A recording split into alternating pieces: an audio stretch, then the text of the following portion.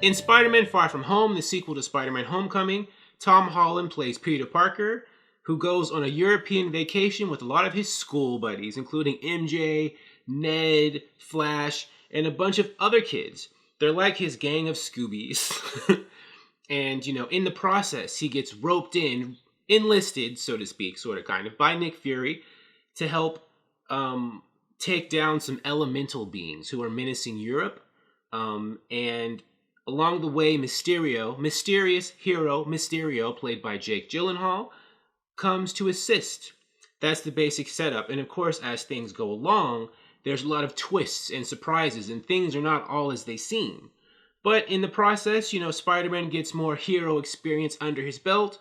He also, Tony Stark's legacy, since Tony Stark and Spider-Man were such good buddies, and Tony Stark is now deceased, that, plays a role in the movie. His relationship with Tony, Tony's legacy, the shadow of Tony, of Iron Man over a lot of stuff, that's in there too.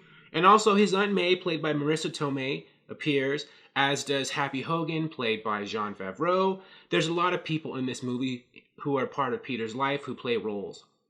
Oh, and Maria Hill's in it too. Kobe Smulders. I forget how to say her last name. I think it's Smulders. So this cast is pretty big. A lot of these characters we've seen before because the MCU is pretty old now. And it is a very interesting tapestry that has been woven in Spider-Man Homecoming. Now, what did I think of Spider-Man Homecoming? I mean, Far From Home. I keep getting Far From Home and Homecoming confused for some reason.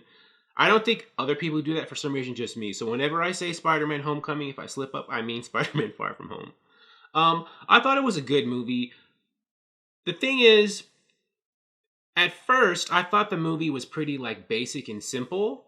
Kind of by the numbers. But by, the second or third act, they changed a lot of stuff to make it a bit more interesting.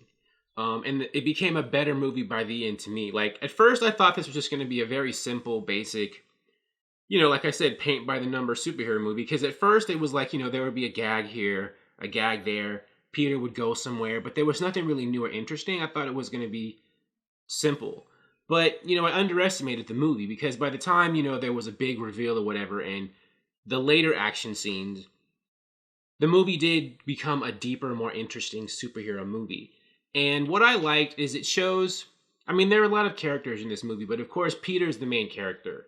And it showed how Peter, while very intelligent, is really kind of gullible and naive. Many times to his detriment.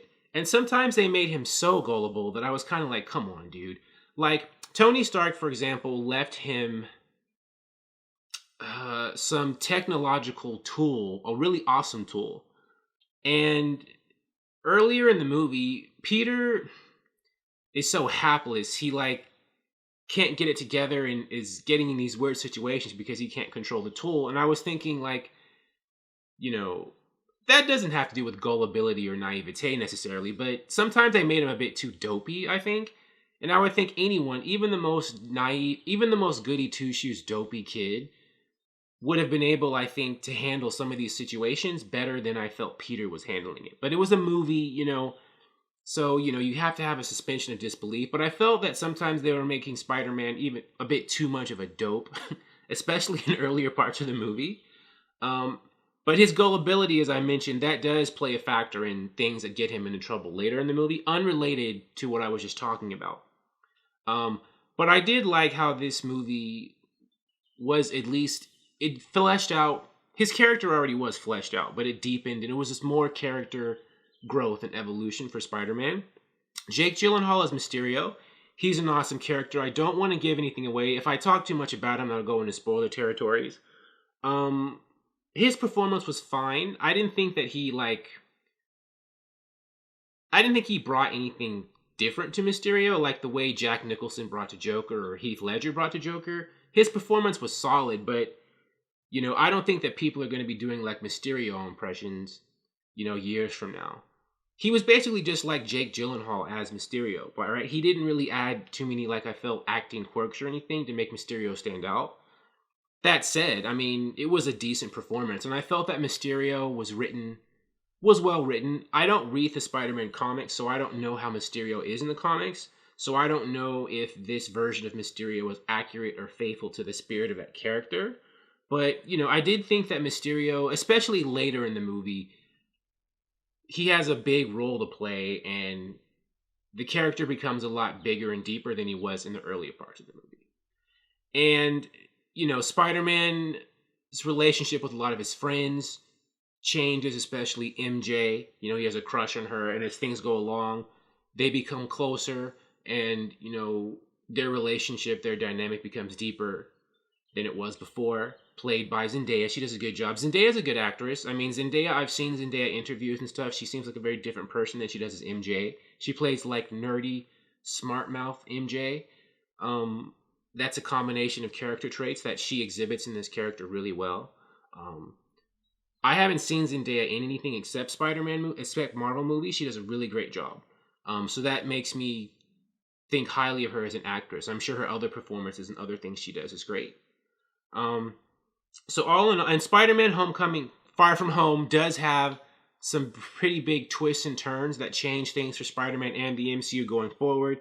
There's two end credit scenes that are huge. The first one is very huge for just Spider-Man in general. The second one is huge for the MCU as a whole. And I can't say anything more than that without giving away spoilers, but I don't think it's spoilers to say that there are end credit scenes, because you all know how Marvel movies are, right, these days. Even I think DC movies have end credit scenes now, most of them. So, when you watch a superhero movie, you know what to expect.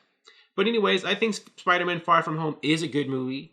I underestimated it at first. I thought it was going to be like an average movie. But, the last 45 minutes to an hour, they picked it up and, added some interesting things in there that made the movie more enjoyable for me. So if you like MCU movies, Spider-Man movies, you're going to like this one. Thank you for watching. If you like this video, please like it on YouTube and subscribe to the channel because I appreciate your viewership, and I'll talk to you soon. Bye.